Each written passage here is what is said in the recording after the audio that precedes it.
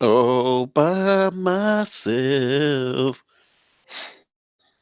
Said I'm all by myself. Yes, I am all by myself. What's up, everyone? Welcome to another episode of Basement Radio Arcade Podcast. As you can tell, I am by myself at the moment. That's all right, though. The other guys will be joining here shortly. But I do want to start promptly at 9 o'clock so that we could get the show going here. And hey, we got a lot to talk about. What's up, Rick Dennis in the live chat?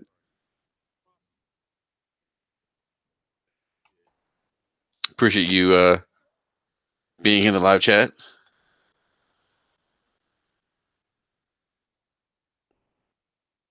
And give me a sec here, guys. Gotta adjust my mic settings here. So yeah, got a lot to talk about tonight. Some PlayStation 5 benchmark leaks, apparently. We have an interesting article that we're going to talk about that I read. Big shout out to the Iron Lords. I was on the Iron Lords podcast, myself and my fellow co-hosts, Slow Mo Backslap and Gamey Forte. We were on this past Sunday. So if you haven't checked out the Iron Lords podcast, please, by all means, go check them out. I was also on Crossfire, Mooch's podcast, this past Friday. If you haven't checked them out, check out his Crossfire podcast as well. What's up, Irrelevant Native? So the Iron Lords, their website, lordsofgaming.net. Um, they had an interesting article about Xbox first party. We'll talk about that. Interesting how they kind of tallied and put a numerical value to the drop off in first party production from Xbox first party on the 360 versus this console generation. It's kind of fascinating, but we'll talk about that a little bit. And then Black Ops 4, Treyarch Studios. There's a new article that just dropped. Jason Schreier dropping those bombshells, getting that inside information, getting people to come out and talk about the inner workings of these studios. Jason Schreier released an article about the issues over at Treyarch Studios. If you're not familiar with them, they are the developers behind Black Ops, which I'm not a fan of, to be honest with you. Not a big fan of the Black Ops series in the Call of Duty franchise. And although I'd say the battle royal mode wasn't too bad, I guess, with Black Ops 4, it was okay. It wasn't bad, I guess. But some interesting article piece on that with regards to the treatment of QA testers. So we'll get into that here as well. And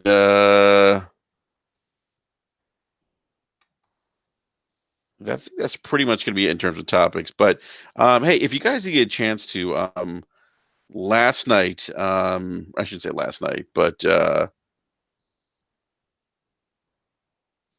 last I think this past Saturday, did a brap rant on free speech as relates to the Xbox Live platform. And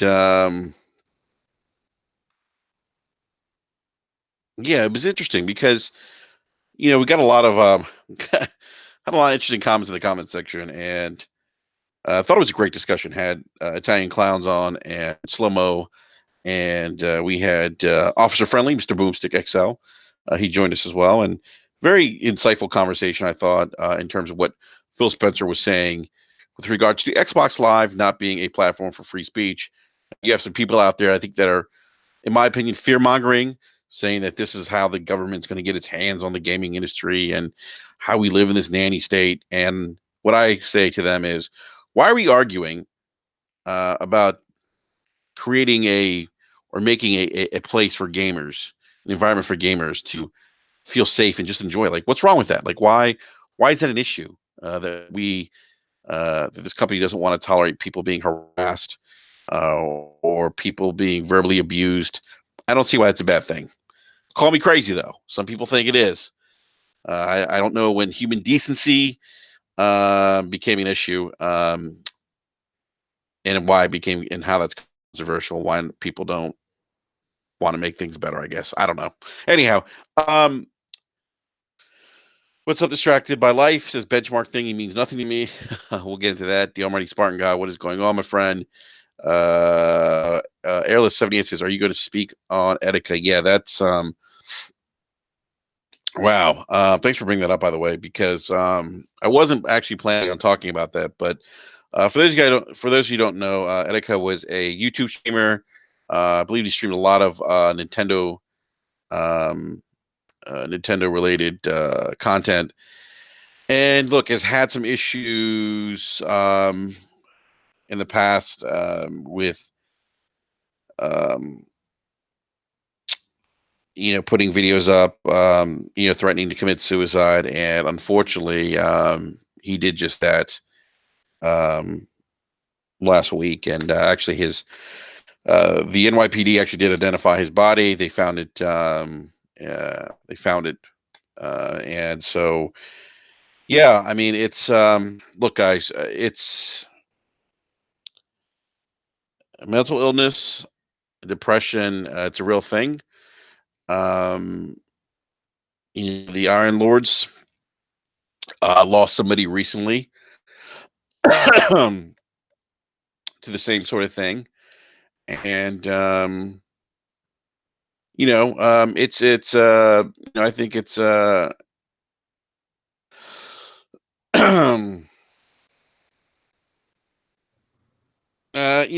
Diomedy is probably going to no, please don't speak on that. Don't want you seen as someone jumping on the bandwagon all of a sudden. No, I'm not jumping on the bandwagon, but I think it's important to talk about because it's something that's not talked about in this country enough, and I see it a lot in the gaming community. That there are a lot of people that I've seen, and I don't know if I don't know why, but out of any community that I've ever been a part of or interacted with, I seem to see more of mental illness in the gaming community, in my experience. So I don't have a problem, dear Marty Spottengar, with YouTubers speaking about this issues, and I would disagree with them calling frauds. Yeah, and we lost Xbox Addict too. So yeah, I mean we've lost some people, and more specifically, hitting closer to home. We lost Lord Whiskey, rest in peace. And it's somebody that I didn't know as well as the Iron Lords, but I had crossed paths with him on Xbox Live. So just what's up, Eric? Just a I think I'm okay with people talking about this. I think raising mental illness awareness is a good thing.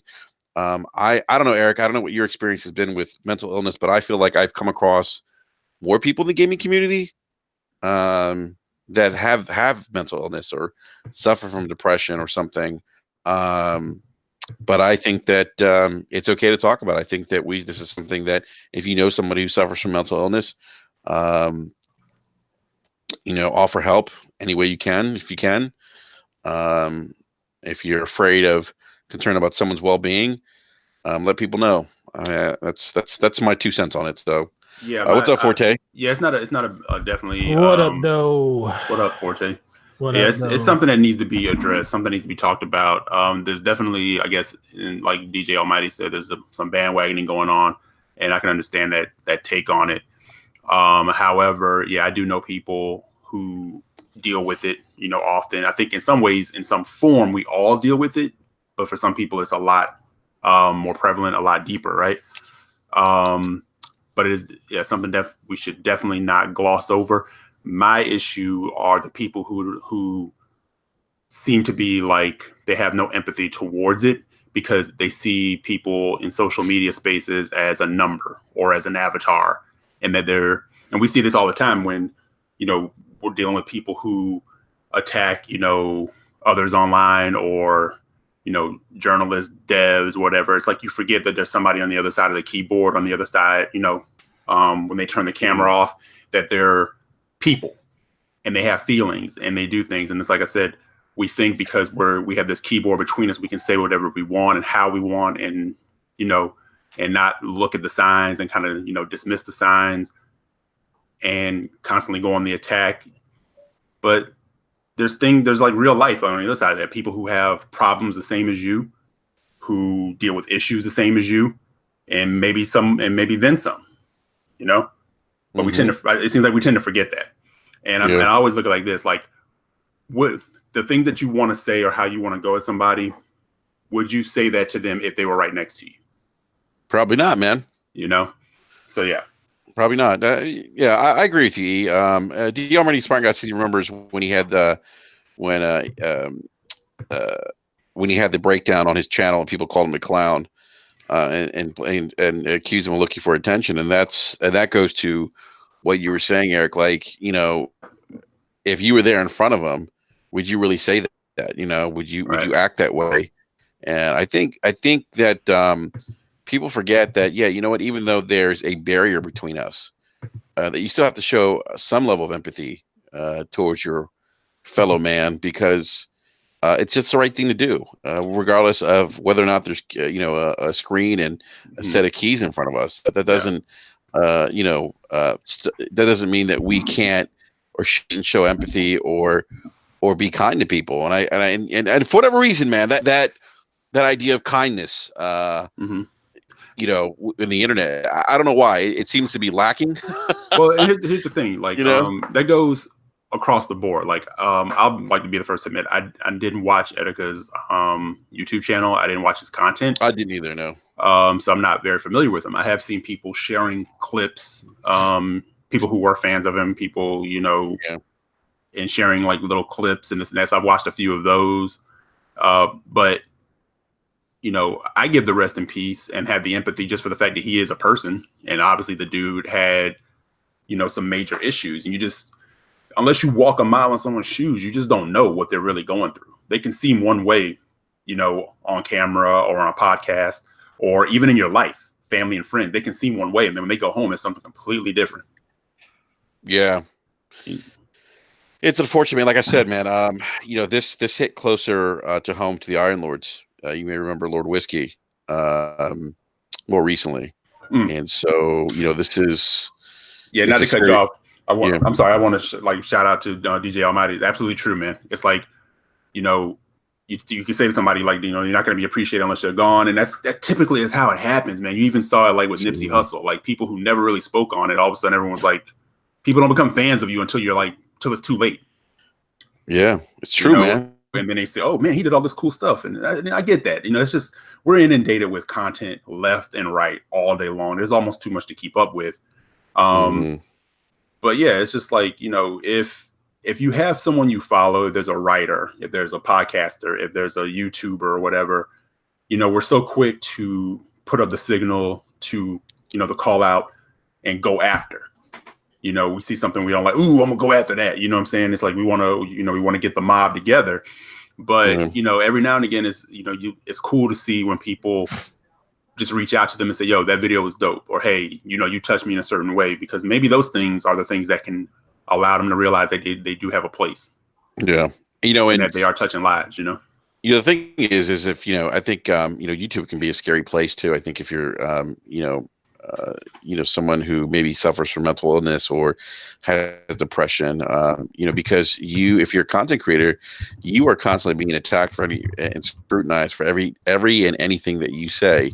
I've seen it on our channel when we've, had people disagree with us, and that's okay. We can disagree, but we also have to be, I think, civil about how we disagree with people. I don't think, tearing someone down or lobbing insults is the way to do it. There's a certain YouTube out there that talked about the whole free speech thing on the Xbox platform. He's someone that, if I had to guess, his political views probably leans a little more to the far right, which is fine. Whatever, those are his beliefs. I respect the fact that he has those beliefs, but I don't agree with him. But I'm also not going to lob insults at him, tell him he's stupid, because there's definitely a more constructive way to disagree with someone. And that art or that ability for people to do that gets lost in social media for some reason, man. And I just don't understand why. I don't understand why people feel the need or think it's okay to do that. Right. I don't get it. Maybe it's because they feel like, hey, I'm under a pseudonym and no one knows who I am, so I can act inappropriately. No, it's not an excuse to act inappropriately or bully someone online. Right. No, just like I said, man, if you had a job, let's just say, for example, like, you work at Target, right? Yeah. And every day when you got to work, there were like, 20,000 people lined up. You had to walk past these 20,000 people just screaming and yelling nonsense at you and calling you all kinds of names before you even punched in. And then when you got in the store, there were 20,000 more all day long telling you, that you suck, you're awful, you're an asshole for how you reviewed that game, you're a jackass for being so excited for this, blah, blah, blah, blah, blah. Or, or man, the way you stock shelves is complete garbage, you're trash, you should just like get out of the game, do the whole, you know what I'm saying? Like, wouldn't that start having an effect on you? Yeah, I mean, that person who's stocking those shelves is going to throw a box at you one day. I mean, that's think about that. You're just trying to stock shelves and constantly in the background, and you're being told how trash you are. Yeah, you're trying to earn a living, earn $1, and someone's trashing you, and it's like, so think about that. When you write a review or you write like an op-ed or a piece, on a company or whatever, or you're a game developer putting something out there, whether you're independent or whatever, and you're putting something out there for judgment, which is art, or like Forte as content creators, us as podcasters or whatever, you put things out there. You're putting part of your soul out there. Yeah, you are. But the other thing too is, what I was going to say, to kind of piggyback on what you said about the person who just trying to do their job. Again, it's okay to disagree with people. It's just that people, if you're gonna, like with game reviewers, if you're just going to say they're biased and that's it because you want to go with whatever narrative is cool amongst the group that you hang around with, that herd mentality, whatever, if you're going to say that, back it up with some at least some context there, rather than, oh, you're biased, man, you suck. Oh, yeah. I mean, like, don't like back it up with something, like smart about it, say, plead your case, hey, I feel like you're biased because of this, or or I didn't agree with this part of the review. But often we see people say, like Ryan McCaffrey gets, beat up because he doesn't praise, Xbox enough. But then when he praises Xbox in a great game, or he praises the hardware and the Xbox X, no one says anything. Well, because they miss it. They miss that part because they say, well, I don't follow or listen to any of those guys or whatever, but somehow the lightning rod always hits when they feel there's something negative. But I would say 10% of the time there could be something negative, but I would say probably, and you guys correct me if I'm wrong, but 90% of the time I kind of notice on things like Podcast Unlocked, even when they're being a little critical, they tend to find a silver lining that some of us don't even look for. That's true. They do. But that's the thing with journalism, man. Like sometimes journalism, you just have to ask those hard questions because that's their job too, to ask those questions, ask things that we may not think about. And it's our job to kind of interpret what they're saying and decide, hey, whether or not we agree with that or not, or, or the thing is you can't navigate how people have their attachment to the thing that they feel nostalgic for. Nostalgia is a powerful, powerful tool. It can be used as a weapon, or it can be used to influence and bring joy, right? So you can never Destiny 2. you can never battle back the kid inside somebody who is protective of that thing that they love, right? So it's just, I mean, we're seeing it right now. Like you watch through the timeline, there's like a certain YouTuber who is catching heat right now, because of the side switching and this and that. But it's, again, as long as that person, and it's going both ways, as long as that person was saying what people wanted to hear, it was all good. And now that he's not saying what they want to hear, now he's the worst. Bunch of fraud. That's what I'm saying. Like, it's like you guys were rocky with him when he was like loving the box that you worship. Mm-hmm. He was cool, and now all of a sudden it's like, and then conversely, all the people that constantly shared it and hated it, now they love it. But here's the thing: like if you don't like it, don't listen to it. It's his channel; he can do what the hell he wants with it. There you go. They can't help. If I want, exactly. If I want to put podcast 160, PlayStation 5 benchmark leaked and it kills Xbox. That's I have a right to do that. Distracted by Life says, well, corporate journalism is a whole other beast. I don't know, man. You probably have to elaborate a little bit more. What you mean by corporate journalism is a different beast. Look, man, it's people. I think people put a lot of expectation on journalists, and I think there's this thing of journalists need to be perfect. Anything run by humans is not perfect. I mean, it's just that's just I mean, look at the history of humanity. We are not a perfect species. We are the most destructive species on planet Earth. That's a fact. And you have to find, and I've done this from the days of print media. I find the people who appear to have the same taste as me, right?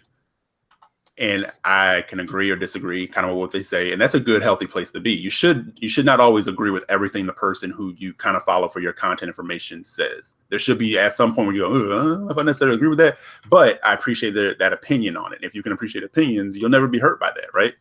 Yeah. So I see people say, well, I don't go to any media site anymore because they take this stuff as law.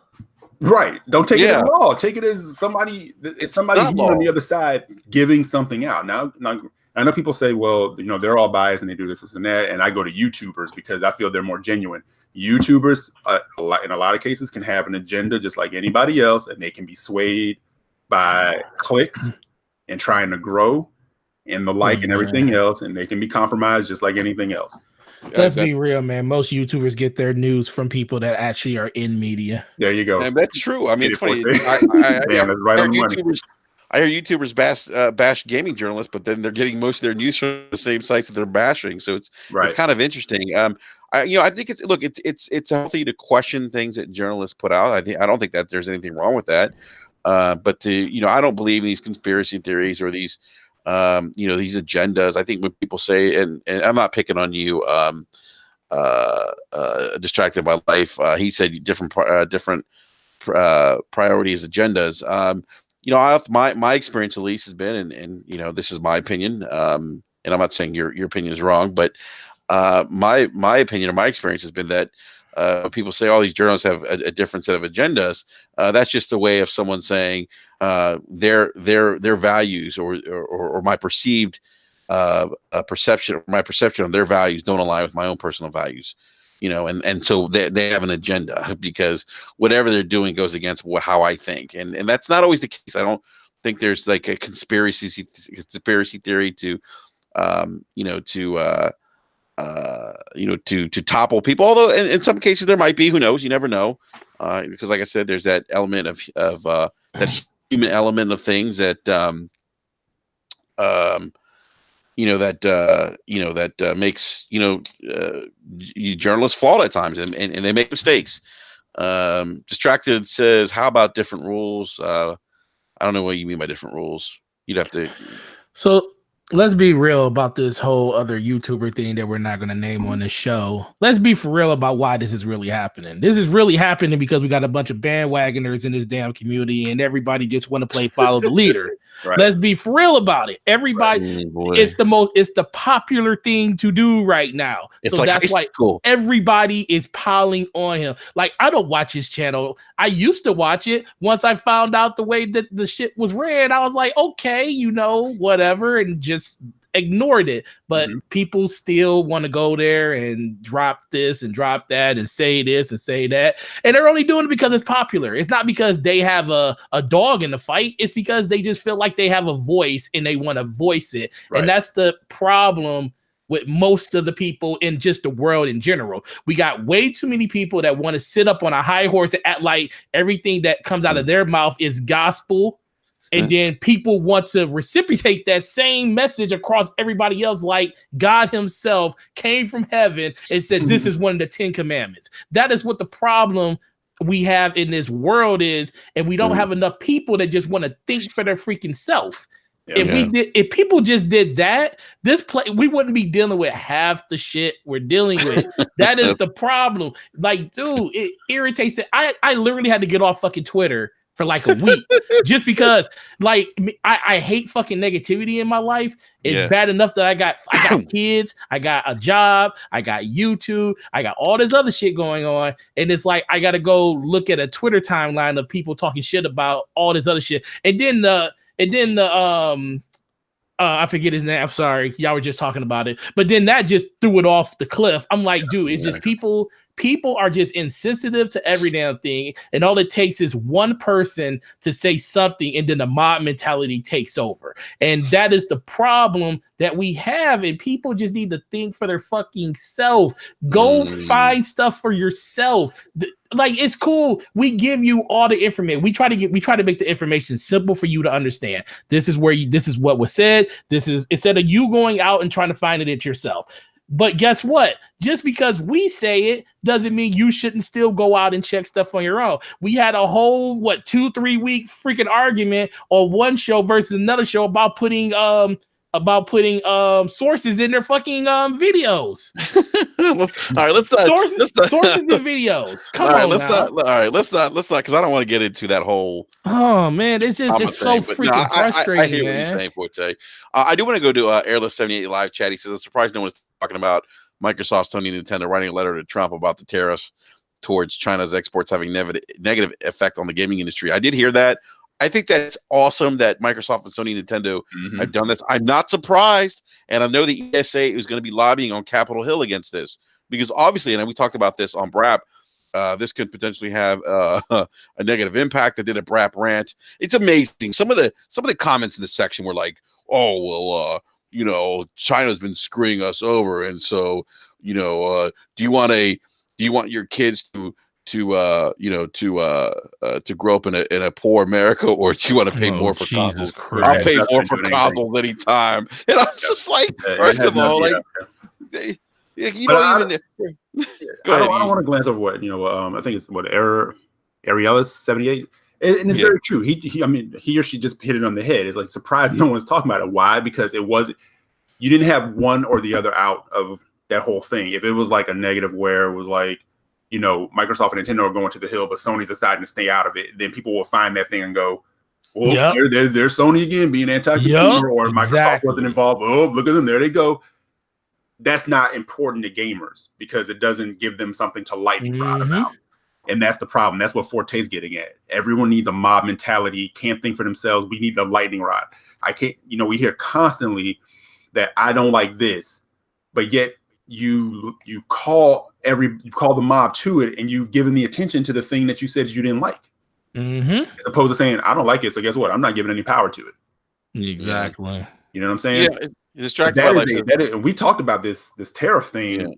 We talked about it a while ago, and Enrique is absolutely right. Brought it up on Twitter, the whole nine, and was met with a big debate about it. In the opposite direction, when it's a true thing. The tariffs are hitting. I don't know if people have noticed this or not, but you go to the store, a loaf of bread is damn near $5 now.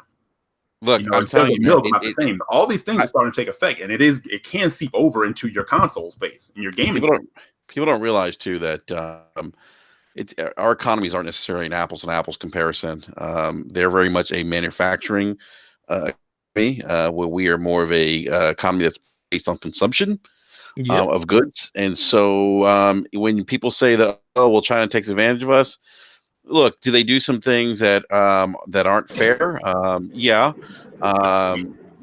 But we've also benefited. Look, it's if you look at things, what's up, Slow-Mo? If you look at things equally, it's been a beneficial relationship. I mean, let's keep it real. I mean, they provide a service that we indulge in. Yes, Apple's out there with iPhones, at cheap labor, and Yeah. look, it's it is what I'm not saying that some of the things that China has done is that that some of the stuff that how they manipulate their own currency. I'm not saying those things are correct, but it's not as dire, I think, as people make it out. But these bigger corporations like Sony and Microsoft, they kind of lend to that because they send the jobs over there for that to happen. Yeah. So as long as the bigger corporations here on United States soil, feel like they can find a way to cut money and save costs in a different country, they're going to take advantage of it. Well, because if it's not China, it's capitalism. If they could do that here in America, they would. Slow-Mo, real quick, man. I don't mean to cut you off, man, but you sound like you're in a bathroom stall. Oh wait, hold on. Lot of echoing. Or it's like you're like talking through your Bluetooth on your car. Can you hear me now? Am I better now? No. He is talking through a Bluetooth right now. Hold on. I'll drop out and come back in. All right, man. Thanks, man. I miss slow-mo already. Distracted for life says, Brap, I would still vote for you. Thank you, man. I might run. I mean, you live there, so I live in DC. I live in the DMV, man. I'll come out there and be like, I did not have relations with I that didn't know it was woman. that bad in DC. My best friend is there. They went through there yesterday on a road trip, and he said it's just like terrible. Like they went to the White House, and it's just protesters and just all types of crazy shit outside the White House every day. I said I've never been there, so I don't know what it's like. And he said it's pretty bad, bro. I imagine it looks like the future scene in Back to the There's Future. by the way, guys, there's always protesters in front of the White House, though. Well, I guarantee I mean, it's not just this president. Hold on, Slow-mo, you there? Yeah, I'm here. All right, Slow-mo, you do that. Now you sound like Donnie Simpson in the morning. Now you sound like your video, Slow-mo. He said Donnie Simpson, right? What's that Donnie Simpson voice, man? I sound like Huggy money. Lowdown. You remember him, Slow-mo? The video. Yeah, Huggy Lowdown. Remember Bim Bamo of the week? man, I used to listen to that on my way to high school every morning, man. Oh my goodness, Slow-mo, dude! I haven't watched your video, man. You got a video up now? I got a couple videos up. I just what? How do I not know this? I haven't really. Okay, let me be honest with you. I haven't really. Yeah, plug your channel right now, Slow-mo. I haven't. Okay, I have a new YouTube channel. It's that same name, Slow-mo Backslap. I got 2 videos up now, and I'll have a third video up tomorrow morning. My third video is Destiny should be completely free to play. I'm pretty sure I will ruffle some feathers with it. It's cool. I'm cool with that. But yeah, I've been making some videos. I haven't really been promoting it because I'm still getting used to making videos. So it's like I haven't been like, hey, check my video out. And people are like, yo, your video sucks. And I'm like, okay. So I'm like, I'm waiting till my videos are good. And I'm like, okay, but I think this one's all right. So I'm like, okay, yeah. I'm gonna really promote this one. But yeah. Like, your video sucks, but I just suck. I'm gonna check you out, fam. You got potential, son. You aggravate the hell out of me. I like it. That, you know what? I'll take that too. Yeah, it seems to be like a lot of people get a lot of like hate followers and whatnot. It's just like, oh my god, why are you always making these videos? And I keep watching. I don't know why. Like, hey, as long as they sub and give me them views, man. I just started actually earlier today when I was at work, I got the video up, and I'm gonna have to make sure my videos like go live at like 8 a.m. just cause, fresh, full day, wake up in the morning, here's Slow-mo ranting at you. There you go. So there you go, man. Just Slow-mo. But the talk about what you guys were discussing, if it's not China, it's going to be India or Korea or Mexico or Brazil. I mean, it's just like, it was Mexico for Microsoft last generation. Yeah, what it really comes down to is that there's always going to be a country that just doesn't give a crap about their citizens and will allow their citizens to make well below what we would consider minimum wage, make well below what is a living wage, and just allow them to be exploited by a foreign company in order to make that money. And that's, I mean, look, like Foxconn, who creates Apple iPhones in China, they had to put nets. Right? They had to put nets on their roofs to stop people from committing suicide. What? Yeah, they had to install nets on the roofs of all their buildings, connecting their buildings so that people would stop going up there and jumping off to commit suicide. That's crazy, man. That's how bad the work was. So they were working 20-hour days. They would get 4 hours of sleep. These people who were committing suicide were likely like dehydrated and deprived of sleep and energy, and just didn't really know. They were just trying to make it end. And it's sad, but we'll never see that in this country. And so people who think that like Trump doing this is going to bring jobs back here, it's not going to happen. There are multiple companies like Foxconn in different countries that will just do the same job. Let me ask you something. So what's worse, the countries that are allowing their citizens to be taken advantage of, or these, look, you can't say Apple is a US company, it's a global corporation. It just happens to be headquartered in the U.S., but it's a global company. They are a U.S. company. I mean, when you look at the index of like the richest companies in the world, they always put a country, country beside them, and but they're global. They're a U.S. country. Yeah, I get that, but I guess so. I mean, what's worse? I mean, the fact that these companies willingly engage these companies in other countries for cheap labor. I mean, that's it's not. It's funny. Like I always feel like the rhetoric is, it's all these other countries, that are taking our jobs away. I'm like, no, it's really these companies that are. Yeah, I mean, I think Apple and Microsoft and Sony, I think they all bear some responsibility. They know when they put that contract out, they don't do the work themselves. They put a contract out, and these companies bid on the ability to, and part of their bid is we can get like so many units done in a certain period of time. And so if you're competing with another company that's like in Brazil, and they're Brazil saying we can push out like 100K units in a week, and then you're going, well, we can do 105, but could you really do 105? No. Well, you can do 105 if you cut hours, if you don't allow breaks, if you don't allow bathroom breaks, stuff like that. Yeah, you can do 105, and if you don't care about safe work conditions, which they don't. If you just ask Samsung got sued because one of their factories, in the part where they create they create the screen, they had a explosion because it was unsafe, and all the people that were in that facility ended up contracting like they got some kind of disease or cancer based off of the chemicals that came out, and Samsung tried to hide the whole thing. Jeez, man, that's crazy. I tell you, these companies, they're shady. But but here I am with a Samsung S9 Plus, and you love it. Yeah, look, I am, and you can call me an asshole, whatever you want.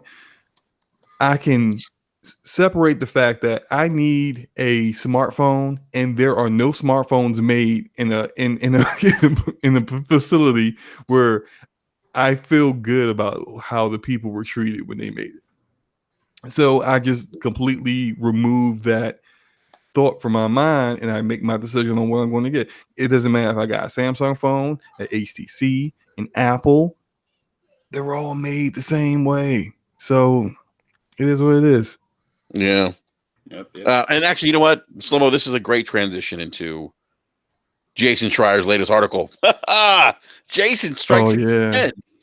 Jason strikes again. It's funny. Mooch is like, I was on Crossfire on Friday, so we brought up Jason Schreier. He's like, yeah, Jason, he hangs out in the park lot waiting for disgruntled workers to come out to interview him. I thought it was the funniest thing ever, because I can actually visualize Jason out there and be like, hey, any of you guys disgruntled want to talk? What's going on? But I do actually, I do have an appreciation for his work, because look, someone has got to talk about, working conditions and things that are going on. Hey, I'm sorry, I don't mean to laugh, but distracted by life. We've been talking about man versus food in live chat, and he's like, did you see the episode? The guy ate a 5-pound sandwich. And I'm like, who would eat a 5-pound sandwich? Anyhow, real quick, don't call me Danny says Amazon in Arizona has people working in a warehouse with no AC and no water. They hire temps so they can fire everyone before they reach benefits. Yeah, we'll get into that, because I'm actually very, very familiar with the contracting industry. I actually used to work for one of the larger staffing firms globally, Randstad, for about 5 years. But yeah, so Jason Schreier dropped an article about the working conditions at Treyarch Studios. I'm sure everyone knows who Treyarch is. They're the folks behind Black Ops, my least favorite of the Call of Duty games. And so, he's probably more focused on, the treatment of the QA testers that are at Treyarch. And obviously the issue of crunch came up again. They talked about some of the development issues that happened with Black Ops 4, how they had a single player campaign, and then put together a vertical slice of what the campaign would look like, and it seemed everything was great. The higher ups congratulate a lot of the development team at the holiday party, and then come early 2018, they're like, "Hey, this game isn't testing well. We need to scrap the single player campaign," and they start working in February of 2018. They start working on redoing the title game, and they come up with the idea of adding the battle royale mode at the 11th hour. And so now they have like 7 months to work on this new mode and get this out, because now Activision has pushed up the release date because of as you remember, we kind of joked around about no game should ever launch or should launch around Red Dead Redemption 2, and that was the reason why Black Ops 4 was pushed up. So a lot of turmoil, long hours, people working 72 hours, the crunch in full effect. But what was interesting was how they treated some of these QA testers, and God, I got a lot to say about this. Well, it's interesting. I just wanted to interject real quick for people who don't know what QA testers are. This is they're like quality assurance. They're basically, what they do is they play the game, and their entire job is to find bugs and then report the bugs so that the programmers can go in and fix it. And technically, it's like, I don't want to say it's a job that some people who even have the skills to be a programmer or a game designer will take just to kind of get their foot in the door. But it doesn't. You're not essential personnel because you're not designing or coding or doing music or voice, whatever. So they get treated really badly. They get treated like the worst of the worst. And I mean, this is everything you're saying is very similar to other situations that Jason Schreier has brought up, like Rockstar, like the QA testers, like the worst team, the worst division in Rockstar was the QA division, where people were saying like the hours were the worst. The ones that they tried to like push up in the front and like, no, we don't have these crunch issues. Look, this guy says he works 45 hours a week. And that guy, he did, but he didn't work in your worst facility where they worked 80 hours a week. It was just like they tried to hit us with the okie doke. And man, it's like this everywhere. I will say this, and props to Microsoft for this. They and if you listen to Phil Spencer or read Phil Spencer's interview with Kotaku, and they kind of tried to. One, I didn't really like the interview from Kotaku, kind of like, puffing his chest out like, hey, you don't want us to do one of our articles on you. I'm just like, now you sound like you're just really like trying to threaten people. But Phil says that they have a great work-life balance there. And you could say, well, of course he's going to say that. He's the guy who has the whole division, but it's something that that's not the only time I've heard that. Like Phil says that, and I think he can say that with confidence, because everyone who works for a first party Xbox developer says, hey, I'm not overworked. And I mean, and some people may say, well, I mean, that's why their games suck. But I mean,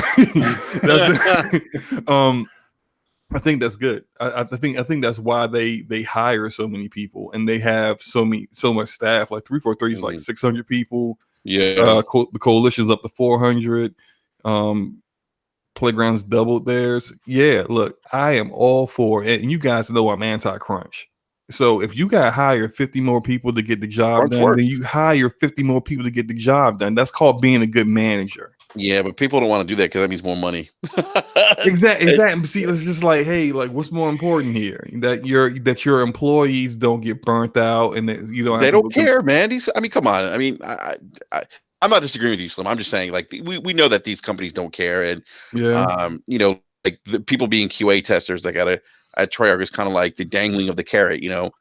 People hoping to get it. I think you said like people hoping to get kind of their foot in the industry. They're hoping this turns into like once this game ships, maybe I can get my shot at being a programmer. I already know how to code C# and Python. Maybe they'll give me a shot. Maybe I'll get a chance to, and then so they just take whatever they can get. They take the crazy ridiculous hours, and they know that this person what this person's motivation is. They're just taking advantage of them. It's just really sad. It's interesting because in that article they talk about the QA testers not being invited to to happy hours, or they can't spend enough time. Like they can only spend 20 minutes at a happy hour. If there's lunch being ordered for the developers, they're told to wait until basically the developers have finished eating. And the ones that would work like you're a second class citizen. Yeah. But hey, I got doing down here. Right? You better go back upstairs. you better go. You better get back to work. Who told you could eat? Put that sandwich down. QA testers don't eat. Yeah, right. They eat them bugs. Yeah. They're treated like the guy at the red stapler. And y'all must not have enough work to do. You hungry? You hungry? Yeah, right. You got time to eat. You got time to Eric, I don't know why when you said that I pictured Samuel Jackson's character in Django Unchained, man. When you said that, I don't know why I thought of him. Oh man, Steven. On that night. Lord, we gonna have to change the sheets. They got QA testers in here. Oh my god! Oh my god! That might be the most outrageous role I think he's ever played. When he started talking, I was like, "What?" I was like, "This is not happening." Anyhow, I don't want to get off topic here, but yeah, I mean they're not treated well. So the article highlights this, and I didn't drop a link, guys, in the description below. I should have, but if you guys go to Kotaku, you can go to their website. You'll see the new article by Jason Schreier. But yeah, I mean it does go into kind of how they're treated differently from staff. Now, I will say this. Now, a lot of these guys are contracted through Volt, and Volt is a pretty large staffing firm. I think they're headquartered here in the U.S. They do a lot of high volume recruiting, so light industrial, warehouse staffing. They try to get into the more professional IT, accounting, and finance verticals. They just didn't have much success. So their bread and butter has always been like light industrial, like call center positions, stuff like that, and lower level like technology roles, which this would be considered. So, distracted by life. So remember Samuel Jackson and Coming to America. Yes, we remember that. So don't call me next because they get arrested by the snack police. Hey, they line them up and go down. Yeah. Smell your breath. They got security in the break room. Just hanging out at the snack machine. What you doing, QA? You already know one of you took the bag of M&Ms. We just want to know if you're going to tell us who did it. So don't make us put chains on your chairs again. Oh my goodness! I don't want to have to chain your ankles to your chairs again. We just got the chains off. So this is wrong to be making jokes about this. No, that's terrible. Oh man.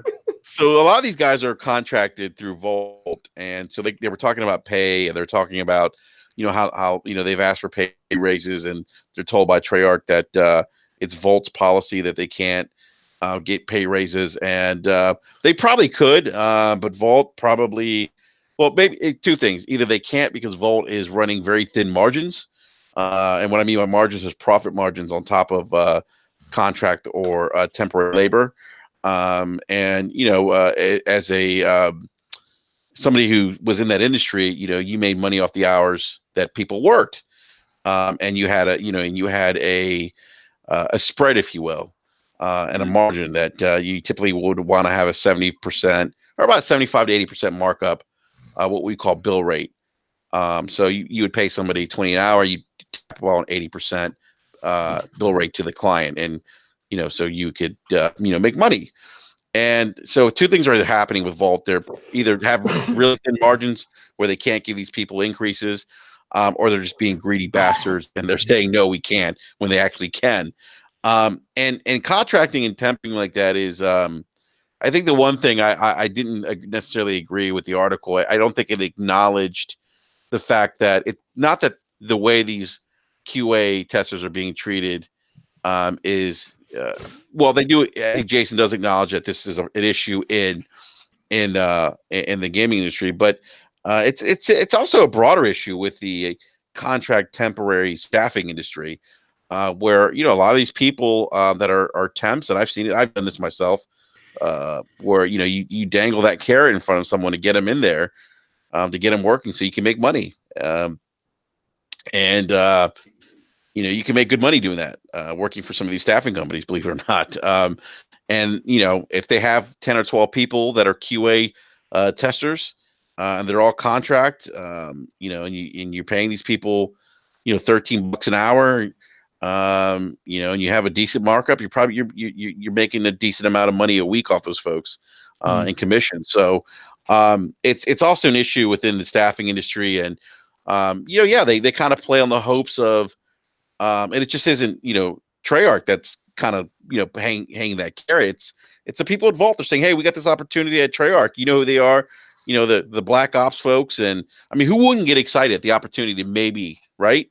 Yeah. If you want to get into game designing, if you want to be, work for one of these big developers, who wouldn't get excited with the opportunity to do that? And some of these folks probably do that, take this job with the hope that they get, an opportunity full time. And like I was telling Eric, when we were talking on the phone this afternoon, and we're kind of talking about the article, and I said, Eric said, everything you're saying to me is very common in the contract temporary staffing world, where they don't get.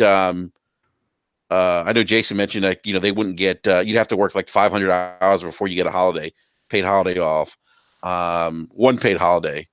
If you missed a day, then you wouldn't get it. If you miss work, you wouldn't get paid. If Christmas came around and New Year's came around, you wouldn't get paid for those days that the office was closed. That's all very common in the staffing world. So it just isn't. It just isn't related to the conditions at Treyarch. I think that's probably something that Jason should have maybe highlighted. My maybe only criticism of his article, because that is very common in the contract consulting world. And Slow-Mo, I mean, you probably see it, or maybe not. I mean, I don't know if you guys have IT consultants or contractors. No, but, at my current company, we just hire everyone for full time. Although, okay, I can tell you there was one of our NOC engineers left the company a couple of months ago to be a Linux administrator, and she had found the position through a tech recruiting firm. Yep. And she came back last week. Wow. She was like, yeah, I am content to where I am now at this point. Yeah. When she told me, it was just like they offered her so much more money than what she was currently making at my company, but then her benefits were awful, and so that's why they offered her all that extra money, because it was pretty much like she's paying for her own benefits. Yeah, that's true. And they're even lucky sometimes if they get benefits. I mean, there's some staffing companies that don't even offer benefits. Yeah. And then they kind of lied to her. So they told her position she would be the lead Linux administrator. Yeah. And she gets there, and there were like 4 people who were hired for the same position. Yeah, so, I'm telling you, man, staffing firms can be shady like that, man. It's just no, really, they'll oversell. And look, dude, I've seen it, man. I've seen people lie to people about position, title, responsibility. Oh, you're going to be the head of this, and then they get there and they're not. I mean, I've seen it. And I've seen the companies play along with it. But anyhow, imagine you think like you're getting hired by Treyarch to be a combat designer or a lead programmer, and you get there, you a QA tester. Like, wait a minute, we need you to test out this is what I came here for. They Lumberg you. Yeah. Right. We have a little bit of a roach problem downstairs. Yeah, we told you you'd have a cubicle, but we're just gonna put you out here on the back lawn. Yeah. So guys, so that's pretty much the article in a nutshell. I mean, it's again more of the treatment, poor treatment of workers, in this case contract workers. But again, I'll say this much, guys. I mean, while that isn't, Jason said it's not uncommon in the gaming industry, that treatment of contract workers having different colored badges. I mean, that's not uncommon. And I'm sorry for laughing. Different colored badges. Like you're not really one of us. No, really.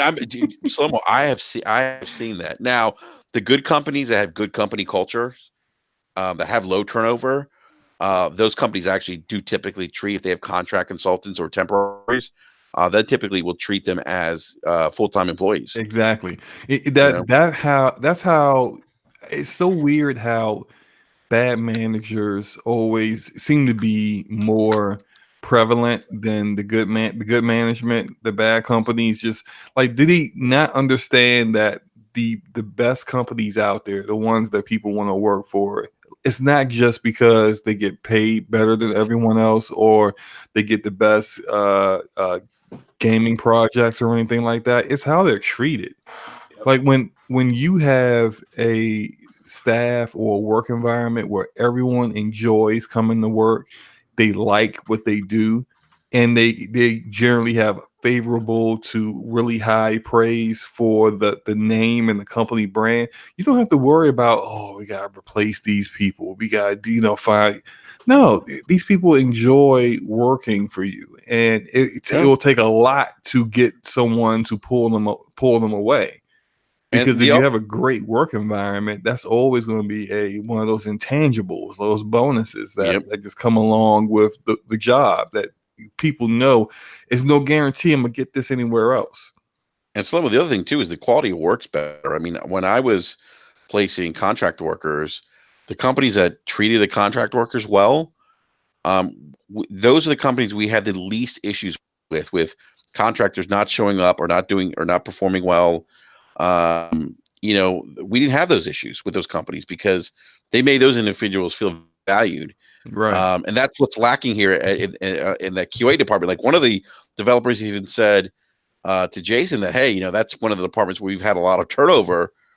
And it's like, Jesus, like QA, I mean, even though it's kind of in the bottom lower tier, it still plays an important role. I mean, they're the ones that are very important role. Yeah, reporting bugs and stuff. And part of the frustration at Treyarch was, well, how come some of these bugs aren't being picked up? And they're saying, well, that's because there's all this turnover. You have all these new people coming in and out. And so if you do that, first of all, you're not being productive as an organization. You're basically burning money by doing that. I think the companies that take their QA very seriously, and also what they do is they have a post-production process before launch, like Naughty Dog. And, I think those are the ones that really, like, Naughty Dog has spent a full year just testing bugs. That'll be like, and you'll see a lot of their like game designers and everyone else whose role isn't to QA, switching to QA at the end, so that, hey, let's get this, find as many bugs as we can, because it'll make it easier and be a smoother launch once the game launches. That's something that even BioWare said that we didn't have that, obviously, to the past 2 games or past 3 games, because they thought they had that BioWare magic, and they said that's something that they're implementing for Dragon Age 4, which is great. Doesn't guarantee the game's going to be good, but Yeah, I hear you, man. Interesting article, though. I know I've been rambling on a lot, but Forte, what did you get a chance to read the article? If you did, what are your thoughts, man? Look, when it comes to this type of hey Peyton, when it comes to this type of thing, it's like, I skimmed through most of the article. I didn't read it all the way through. I just think crunch is a thing.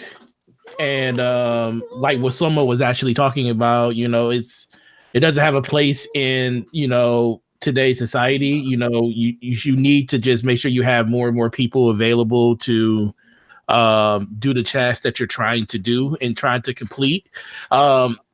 It's a sign of just good management. Me being in management, I'm not going to work my people that I have to death in order to complete something. I'm going to make sure I just bring in more people to be able to complete that same thing. And I understand that some people are willing to, you know, put their health and, you know, everything on the line to actually, you know, further the cause of whatever's happening with development around what they want to do because they want to feel like they're being a part of it. But sometimes you just feel like you have it's like you feel like you're kind of forced to just do stuff like that. And I think that's like something that most of these development houses actually foster without actually really just coming out and saying it.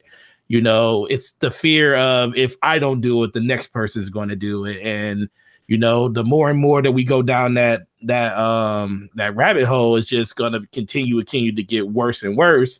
And this is just the latest story of it. You know, we just finally put another face to another development house that's going through this. But ultimately, it just really comes down to all these companies have billions of dollars at their disposal. Why can't you just bring in people to do a task that you want them to do?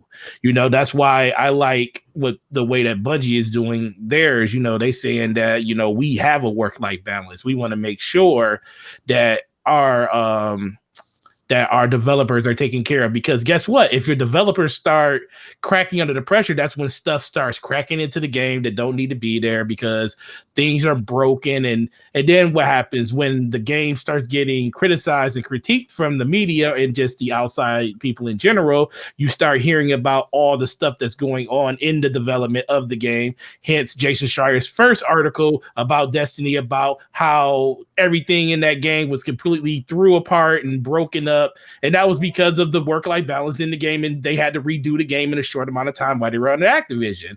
So this is just a revolving door of stories that's going to keep continuing to happen until these billion-dollar companies decide, hey, we got $1 billion. Why don't we just bring people in to help us do this a more efficient way than trying to, you know, cave it all in on the developers you have there at this time? I understand they're there and you feel like they're a part of a tool you can use, but they're still people in the end. And those people have families, and they families have families too. And they need to be there for those people too. That's a good point, man. Eric Jackson. Oh no, I kind of like, I'm with you guys. It's crappy, but like you said, it happens. Eric's playing a video game right now. No, I mean, Eric's playing. I gotta get this platinum again. That may or may not be true, but no, I'm just joking. No, seriously. Like Forte and Slow Mo, you guys kind of pretty much hit the nail on the head. Like I don't really have much more to offer to it. You know. Yeah, it's true. It's a garbage practice, but unfortunately, it is a practice. You know. Yeah. Mm-hmm. I will say this though. I'm sorry, I didn't mean to interrupt. Go ahead, man. No. Yeah, I was gonna say, just kind of wrap up this topic quickly. I always say this. I don't. You know, I've seen some people criticize Jason for bringing this up and saying, "Oh, you know, this is common. You know, you work hard, and there you'll find disgruntled employees anywhere you go." Yeah, that's true. But I also think that where Jason's coming from is from, hey, you know what? Let's just try to make the industry a better place for people to work. And I don't think that's anything wrong with that. I think if you work your ass off and you're not being rewarded for your hard work, I think that's kind of messed up. It's not a situation, a place that I want to be in. If I'm busting my ass for you and you're making billions of dollars as a company, and I'm busting my tail, I'm working 72 hours, a week, and there's no work-life balance. Shit, let me tell you something, man. If I'm not being compensated, I'm leaving. I'm going elsewhere. So I don't think there's this idea of I don't think there's anything wrong with pointing out if people are working their butts off, they're not being compensated, or not being treated fairly. I mean, and I think in general, I think that I don't agree with the mistreatment of people anyway. Right. I think striving for better work conditions, I don't think there's anything wrong with that. I think that this idea of status quo, because it's always been this way, it should always stay this way. I don't necessarily agree with that mindset. So, nope, my 2 cents. Yeah. I do want to get into Forte. I'm sorry. Would you? No, I just said I agree 100%. Yeah. I guess is there a Democratic presidential debate going on? Oh yeah, There is. There is one. Is that what you're watching, E? He says, isn't it like 25 Democratic when I'm watching candidates? something? He said, "Is that what you watching? You seem distracted." No, I just know when. I just know when a topic has. I just know when a topic has been fulfilled. Like you just know. I mean, I was like Eric Jackson. Hey, the first kind of intelligence is knowing when to keep it moving. So I'm keeping it moving. He said, "Just keep it moving, bro." Don't call me Danny. Says, "Yeah, that shame of a debate is going on." The reason I'm asking is because I guess Cory Booker answered something in Spanish. And big out to Carlos Romero, who's actually on the Throwdown podcast with Tony Polanco. Big shout out to those guys. He tweeted out, "My first language is Spanish. My primary language is Spanish. I didn't understand what the hell Cory Booker just said." Hey, Cory trying to flex because he rocking with Rosario. Yeah, come on, Cory. Hey, if you're trying to speak Spanish and we can't understand what the hell you're saying, stop. Wow, just stop. That'd be bad when people who don't speak Spanish are like, "What did he do? What?" It doesn't even sound right. He's making up shit. E, you're being called out. Distracted by Life says E is playing Bloodstained. Damn. Not yet. I will be, but not yet. I just had somebody give me a free copy of that for Switch. Not for the Switch. For the Switch? Yeah, for the Switch. Oh man, they giving them out like candy right now. They want their copy. They're like, who's giving?